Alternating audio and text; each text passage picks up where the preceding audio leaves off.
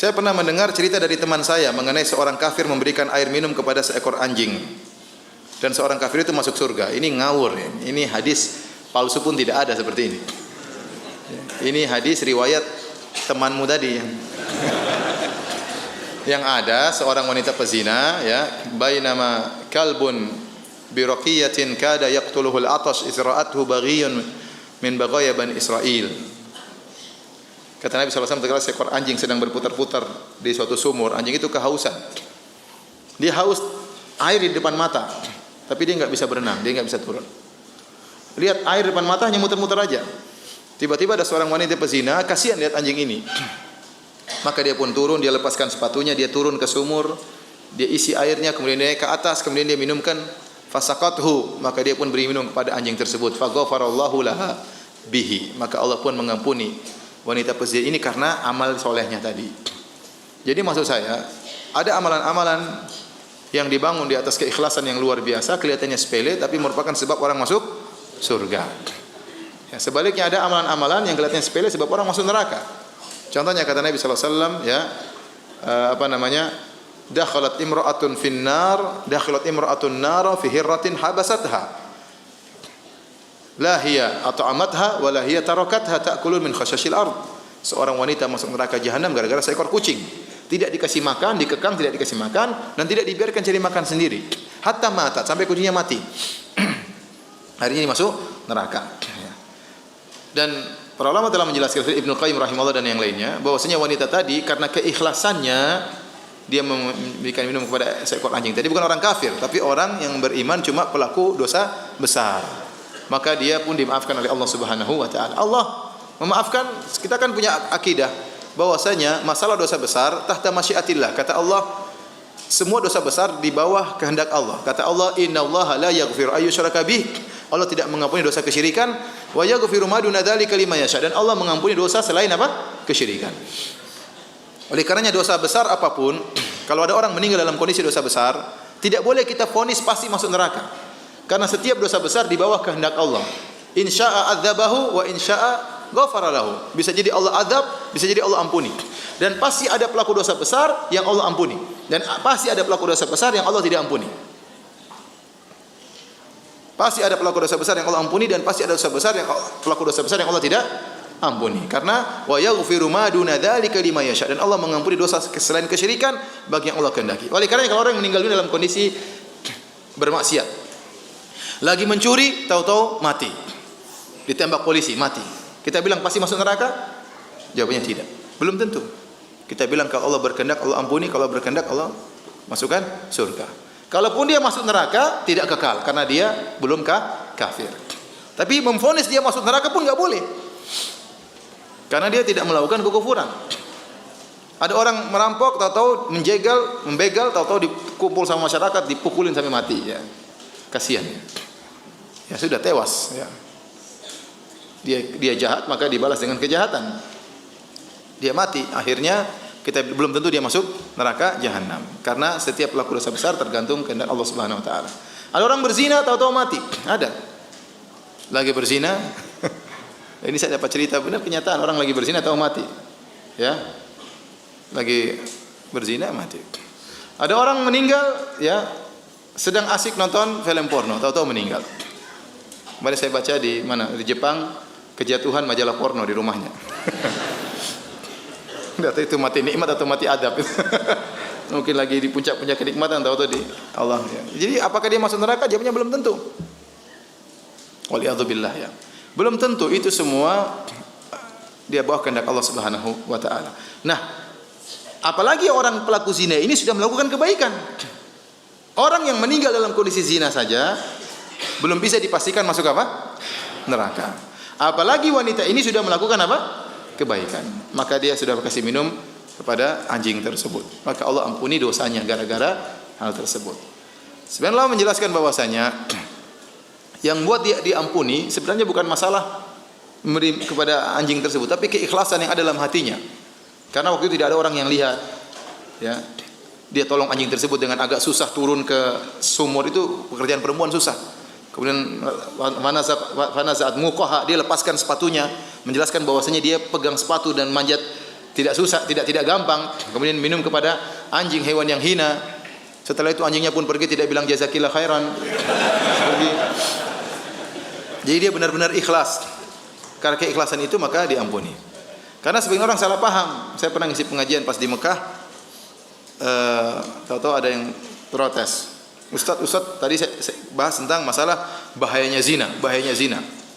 Bagaimana ancaman orang berzina, bagaimana adab di alam kubur, bagaimana adab di neraka jahanam. Kata dia, Ustaz jangan terlalu sangar Ustaz. Zina itu ada orang minum anjing aja selesai. Jadi dia anggap perkaranya mudah. Ente berzina, minta maaf tinggal cari anjing kasih minum. Ya, zina lagi cari anjing kasih minum. Anjing enggak ada kasih kucing. Itu enggak benar, bukan begitu ceritanya ya. Ya. Kita bilang ada juga dosa di kelihatan sepele bikin orang masuk apa? Neraka jahanam. Maka tidak boleh kita memandang dalil dari satu sisi saja. Ya, lihat bagaimana Nabi ditanya tentang seorang wanita, ya. Ya, tasumun nahar, taqumul lail, senantiasa puasa sunnah, senantiasa salat malam, senantiasa bersedekah, wa fi lisaniha syai'un yu'dhi jirana. Tapi dia kalau ngomong menyakiti tetangganya. Kata Rasulullah SAW, hiya finnar, di neraka. Jadi yang benar bukan wanita kafir yang beri minum kepada seekor anjing, tapi wanita pezina. Allah ampuni dia karena kebaikan yang dia lakukan.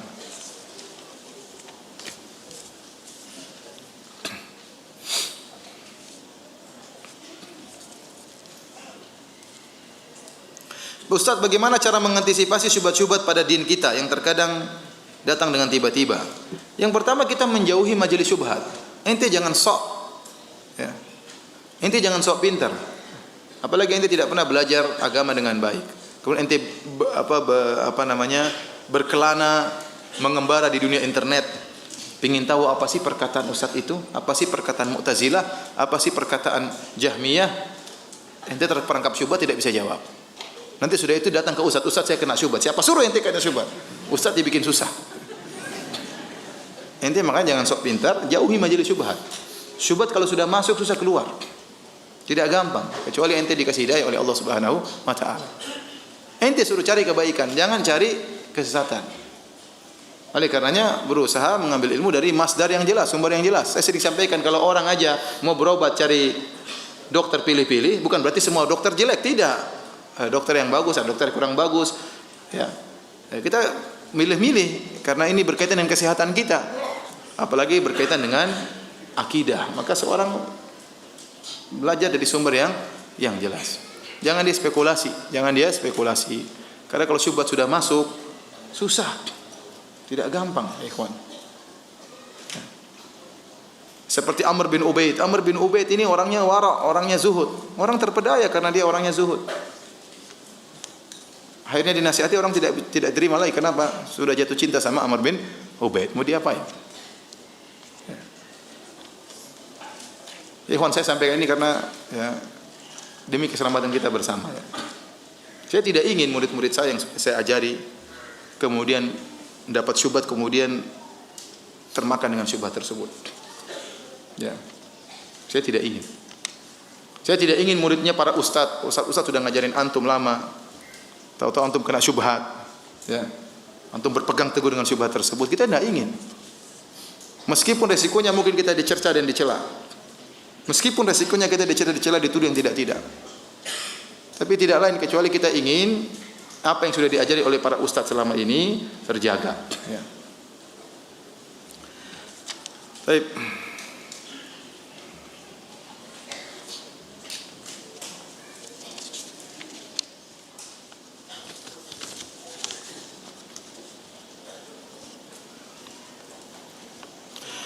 Ustaz, terima kasih atas jasa kelas materi yang disampaikan. Semoga Allah menjaga Ustaz. Amin ya rabbal alamin. Bagaimana menyikapi keluarga yang meyakini Allah ada di mana-mana? Saya katakan, sebenarnya orang Islam di Indonesia akidahnya sudah benar, Allah di atas. Cuma mereka tidak pandai untuk mengungkapkan. Sering kalau mereka menghadapi masalah, kita serahkan kepada yang di atas. Sering atau tidak? Sering di mana-mana. Sudah itu urusan yang di atas ente. Ente di bawah enggak usah ribut. Urusan yang di mana? Di atas. Itu sudah ungkapan semua orang. Mau orang enggak ngaji, mau tukang apa, tukang bakso, mau petani, semuanya kalau ada masalah bilang apa? Serahkan yang di atas. Maksud mereka serahkan kepada siapa? Kepada Allah. Tapi kalau tanya Allah di mana, mereka bingung. Allah di mana-mana. Sebenarnya maksud mereka Allah di mana-mana, kalau kita bawa kepada makna yang benar, maksudnya ilmu Allah di mana-mana. Seperti firman Allah, "Alam tara anna Allah ya'lamu ma fis samawati wa ma fil ard. Ma yakunu min najwa thalathatin illa huwa rabi'uhum wa la khamsatin illa huwa sadisuhum wa la adna min dhalika wa la akbar illa huwa ma'ahum aina ma kanu." Di akhirnya innallaha bima ta'maluna basir.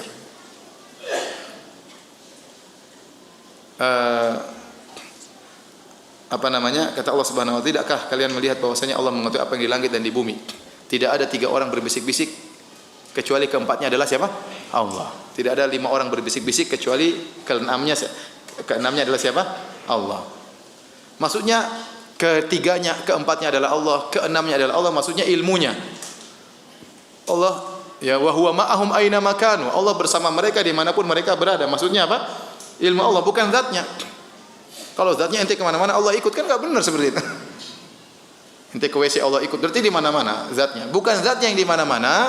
Dan ini akidah Jahmiyah. Itulah Al-Imam Ahmad. Jadi Jahmiyah juga ada bagi 2, ada Jahmiyah mutakallimah, ada Jahmiyah mutasawwifah. Nanti bingung lagi antum, enggak usah dibahas. Jadi Imam Ahmad sudah bantah sejak dulu dalam bukunya Al-Rad 'alal Jahmiyah wa Zanadiqah. Beliau bantah tentang masalah ini yang mengatakan Allah di mana-mana. Ya, jadi kita bilang, kita bawakan kepada makna yang benar. Katakanlah mereka mengatakan Allah di mana-mana, maknanya benar, yaitu ilmu Allah di mana-mana. Ya, bukan zatnya. Makanya Nabi Musa dan Nabi Harun berkata, "Innana nakhafu ayyafruta alaina aw ayyatgha." Ya Allah, kami takut kalau Firaun berbuat berlebih-lebihan kepada kami atau melampaui batas. Kata Allah, "La takhafa, innani ma'akuma." Janganlah kalian berdua takut wahai Musa dan Harun. Sungguhnya aku selalu bersama kalian berdua. Allah jelaskan apa maksud bersama kalian berdua. Asma'u wa ara. Aku mendengar dan aku melihat. Bukan zatnya tapi mendengar dan melihat. Jadi jangan khawatir. Aku bersama kalian akan menolong kalian. Jadi pertanyaan orang-orang kampung secara umum Allah di mana-mana, kita jelaskan, Bu, Ibu sudah benar Allah di mana-mana. Tapi maksudnya bukan zat Allah, maksudnya ilmu Allah di mana-mana. Kalau zat Allah berarti enggak benar, kelazimannya bahaya. Berarti Allah di WC, Allah di kamar kita, Allah di perut kita, Allah di mana? Karena di mana-mana ya ada Allah, itu enggak benar. Jadi sebenarnya mereka sudah meyakini Allah di atas, hanya saja mengungkapkannya kurang apa? Kurang pintar mengungkapkan.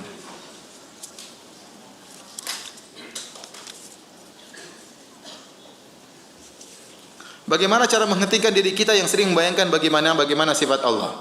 Itu manusiawi, terkadang setan menghembuskan suatu. Ya kita bilang enggak seperti itu. Ingat saja firman Allah, "Laisa kamitslihi syai'." Tidak ada sesuatu pun yang serupa dengan apa? Allah. Kalau dengar pasti salah. Membayangkan pasti apa? Salah. Kalau sudah salah terus ngapain dibayangkan? Gitu aja gampang. Setiap yang antum bayangkan pasti apa? Salah.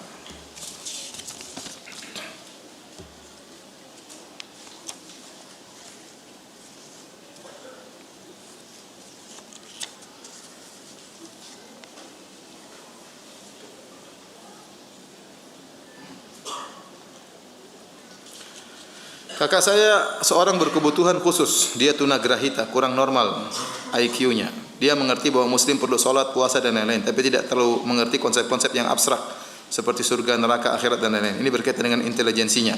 Bagaimana mengatasinya? Semampunya saja, kita sampaikan apa? Semampunya. Ya. Yang di luar, la yukallifullahu nafsan illa wus'aha. Allah tidak membebani luar kemampuan seorang. Alhamdulillah dia sudah mengerti sholat, alhamdulillah mungkin dia mulai sholat, mungkin detail-detail dia tidak paham. Ya. Mungkin detail-detail dia tidak paham. Ya kita bicarakan secara sederhana. Bahwasanya ada salatlah supaya masuk surga. Surga itu apa? Surga itu ada kenikmatan di sana. Sederhana kan bisa. Ya.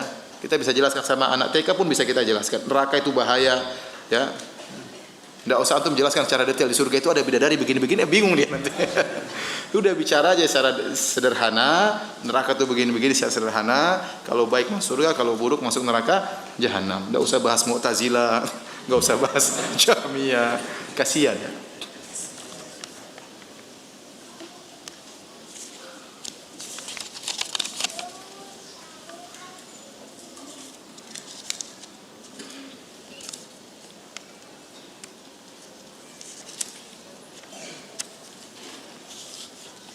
Ini pertanyaan lagi, apakah rokok itu makruh atau haram? Pendapat saya haram. Karena di Al-Qur'an Al-A'raf 157 berbunyi Nabi Muhammad mengharapkan sesuatu yang buruk. Wa yuharrimu alaihimul khaba'ith. Rasulullah SAW mengharapkan yang buruk-buruk. Mohon dijelaskan lebih detail lagi ya Ustaz. Ya rokok itu apa? Haram. Ya, sini sudah saya sering jelaskan ya. Rokok itu haram karena kita tidak boleh memberi kemudaratan kepada siapapun, kepada diri kita maupun kepada orang lain. La dharar wa la dirar. Ya, tidak boleh memberi kemudaratan baik kepada diri kita, baik kepada orang lain ya. Tidak boleh. Dalam kaidah ad-dhararu yuzal, setiap kemudaratan harus dihilangkan. Dan tanpa ragu bahwasanya rokok itu menimbulkan kemudaratan. Ya, menimbulkan kemudaratan. Kemudaratan bagi diri sendiri dengan memberi penyakit dalam diri kita ya. Kemudian memberi kemudaratan kepada orang lain, mengganggu orang lain ya. Saya termasuk tipe orang yang paling tidak bisa kalau duduk di samping orang yang merokok ya. Bahkan mungkin jarak kita 5 meter saya pun terganggu. Ya. Terakhir sempat saya agak marah dikit waktu haji kemarin. Haji kemarin di Muzdalifah. Di Muzdalifah kita tidur di hotel di bawah langit. Bintang jutaan bintang ya. Jadi semua orang gitu. Ada orang sebagian orang pakai kain ihram merokok. Saya mau tidur, jarak dia cukup jauh ya. Kira-kira 10 meter atau subhanallah. Saya tidak tahu apa rokok itu sengaja ke saya. Tahu-tahu asapnya masuk ke hidung saya. Di mana saya cari agak jauh. Saya bilang ya fulan ittaqillah. Ente lagi ihram, kita terganggu. Ya, akhirnya dia matikan. Artinya mengganggu orang ya, mengganggu orang. Ya ini tidak diperbolehkan mengganggu orang. Saya sering sampaikan, Anda kalau meninggal berusaha, dan kita pasti berbuat dosa. Kalaupun kita harus berdosa dan kita pasti berdosa, jangan berdosa yang berkaitan dengan orang lain. Kata Sufyan Ats-Tsauri rahimahullah taala, lebih baik Anda bertemu dengan Allah dengan 70 dosa antara Anda dengan Allah, karena Allah asalnya Maha Pengampun. Daripada Anda bertemu dengan Allah membawa satu dosa antara Anda dengan hamba Allah yang lain. Ya, jangan mendolimi orang. Jangan mendolimi orang. Di antara bentuk mendolimi orang asap rokok. Ya. Kemarin saya umrah juga dengan istri saya. Di sebelah saya orang Indonesia ngerokok, asapnya masuk ke kamar saya. Padahal kamar tertutup. Luar biasa asap rokok itu. Ya. Bisa menembus celah-celah. Masuk, akhirnya istri saya dia nggak kuat asap rokok, akhirnya dadanya sesak. Orang itu nggak tahu kalau istri saya dadanya sesak. Dia anggap semua orang seperti dia ya. Oleh karenanya saya katakan di antara hukuman Allah kepada orang yang sering merokok, kadang-kadang rasa malu dihilangkan. Dia cuek, mau orang tersiksa yang penting saya happy, begitu. Mau orang batu-batu di samping dia tetap aja dia merokok. Saya pernah tegur waktu saya bawa anak kecil, saya bilang, "Pak, tolong Pak, ada kamu yang ke sana," katanya. Suruh pergi ya. Jadi begitu, anak kecil kasihan, ente di tempat umum ya. Kalau ente merokok di rumah ente sendiri dalam kamar mandi kunci sekalian enggak apa-apa. Ya. Kalau merokok di tempat umum hanya orang terganggu, ya. Dan banyak orang tidak kuat dengan asap rokok. Ya kalau yang cium 10 orang, di sana 20 orang, di sana 30 orang, nanti hari kiamat kan dosanya banyak ini. Mungkin dosa kecil tapi kezaliman, menzalimi orang lain. Menzalimi orang lain. Kita saja kalau kentut sembarangan bisa menzalimi orang. Orang terganggu bau enggak enak, apalagi bau asap rokok yang kemudian masuk dalam dada, merusak dada. Apalagi orang yang perokok pasif lebih parah daripada orang perokok yang aktif. Kata dokter sih. Meskipun dokternya merokok. Jadi sering saya sampaikan tidak ada orang yang merokok ya mengucapkan bismillah ya karena dia tahu itu haram, dan tidak ada orang setelah merokok mengucapkan apa? Alhamdulillah. Ya. Ada yang bilang, "Ustaz, rokok itu bagi saya bukan cuma sunnah, wajib." Ini ada orang, saya pernah ditanya demikian. Katanya ada kiai, ya ustadz lah ya, yang mengatakan rokok itu wajib. Kenapa? Kalau dia tidak bisa merokok, dia tidak bisa ngajar Sahih Bukhari. Ya, otaknya nggak jalan kalau nggak merokok. Jadi rokok bagi saya hukumnya apa? Wajib, kata dia. Subhanallah. Itu namanya kecanduan om. Namanya kecanduan. Ya. Ada orang kalau nggak pakai morfin kepalanya stres, terus jadi morfin jadi wajib. Ya. Ada orang kalau nggak dengar musik dia bisa stres, berarti musik itu hukumnya apa? Wajib. Ya. Nah, ada orang kalau nggak berzina dia stres. Paham? Apa zina jadi hukumnya apa? Wajib. Ya. Itu namanya kecanduan om. Ya.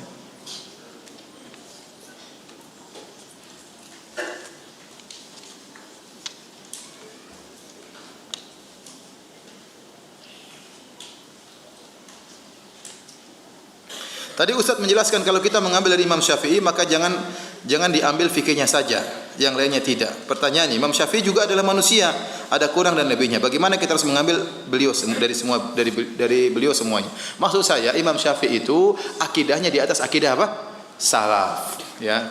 Tatkala sebagian orang hanya ingin mengambil fikihnya menunjukkan dia tidak setuju dengan akidahnya apa? Imam Syafi'i. Dia tidak setuju dengan akidah salaf, maka dia pilih sumber akidah yang lain. Padahal akidah Imam Syafi'i akidah salaf. Di antaranya antum bisa baca bukunya Al-Muzani. Ada bukunya As-Sunnah lil Muzani, murid langsung Imam Syafi'i, akidahnya akidah salaf. Ya. Namun ada Imam Syafi'i sangat kencing terhadap orang yang belajar ilmu kalam. Dia mengatakan hukmi li ahli kalam an yujradu bin ni'al. Ya, an yujladu bin ni'al wal jara'id. Bahwasanya orang yang belajar ilmu filsafat dalam agama maka hendaknya dipukul dengan sendal dan dengan pelepah korma.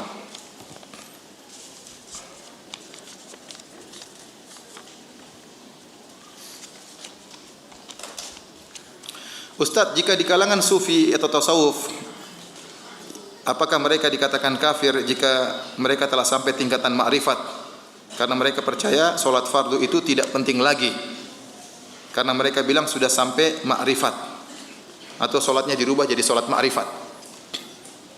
Jawabannya, orang yang meyakini bahwasanya dia boleh keluar dari syariat Nabi Muhammad seperti tidak lagi wajib solat karena syariat Nabi Muhammad SAW itu apa? Solat.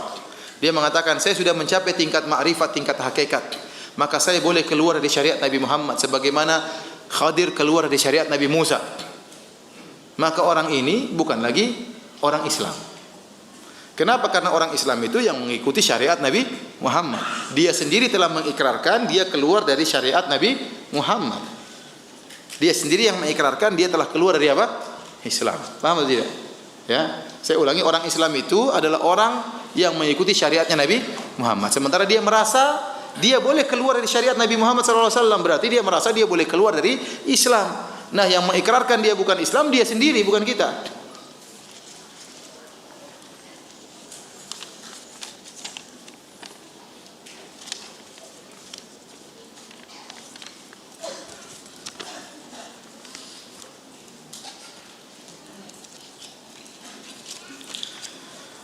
Kakak ipar ana mengatakan kalau baca Al-Quran, kalau enggak tahu artinya, mending enggak usah katanya. Percuma. Ya enggak juga lah. Kita belajar. Jangan bilang juga begitu, enggak usah. Kalau begitu banyak orang enggak boleh baca Quran. Banyak orang belum ngerti bahasa Arab. Ini enggak benar. Ya, baca Quran silakan baca sambil belajar apa? Belajar terjemahannya, baca Quran sendiri, paham enggak paham tetap dapat apa? Pahala. Ya.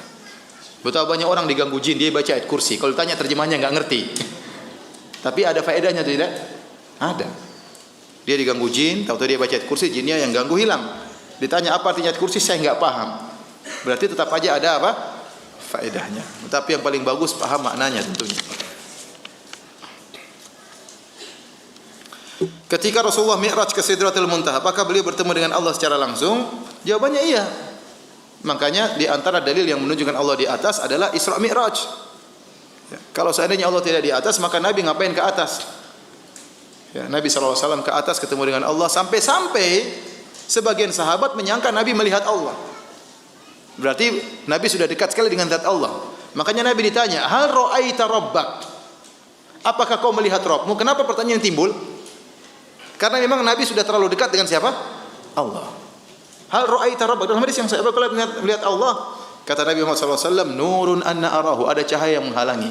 Bagaimana saya bisa melihat Allah Subhanahu wa ta'ala? Makanya di antara dalil yang paling kuat yang diyakini oleh masyarakat kita seluruhnya, antum lihat pengajian-pengajian kalau acara Isra Mi'raj. Nabi ketemu Allah, kemana? Ke atas. Sudah dekat. Semua dai-dai seperti itu. Mengatakan demikian. Karena memang fitrahnya Allah di atas, orang sudah tahu semuanya. Ya, kalau bilang Allah di mana-mana, ngapain ke atas? Ya. Ke kanan, ke kiri, kemana-mana ada. Makanya di antara konsekuensi dari mengingkari Allah di atas berarti mengingkari mukjizat Isra Mi'raj. Ya. Karena di antara mukjizat yang paling terkenal dari Nabi adalah Mi'rajnya Nabi, naik ke atas bertemu dengan Allah untuk menerima perintah. Makanya malaikat Jibril enggak ikut Nabi waktu itu. Waktu Nabi turun dari langit Sidratul Muntaha, turun ke bawah ketemu Nabi Musa. Nabi Musa tanya, "Bagaimana?" Nabi Musa aja enggak tahu pembicaraan antara Nabi dengan Allah Subhanahu wa taala. Kata Nabi, disyariatkan 50 salat sehari semalam, 50 waktu. Kata Nabi Musa, umatmu enggak kuat. Saya sudah mencoba umatku. Minta keringanan. Kata Nabi, saya pun naik lagi ke atas. Ketemu siapa? Kata Allah. Kata Nabi, antara saya dengan Allah ya. Sebentar, saya ingin sebutkan lafalnya. Jadi disebut dalam riwayat ya, Nabi setelah turun dari Allah Subhanahu wa taala ya, Allah mewajibkan salat 50 waktu. Maka Nabi Musa berkata, "Raji' rabbak." Ya. Kembalilah kepada Rabbmu, minta keringanan. Fa inna ummataka la tutiku dzalik. Sungguh umatmu tidak mampu. Aku pun kembali kepada Allah ya. Dan Allah menghilangkan setengahnya. Jadi berapa?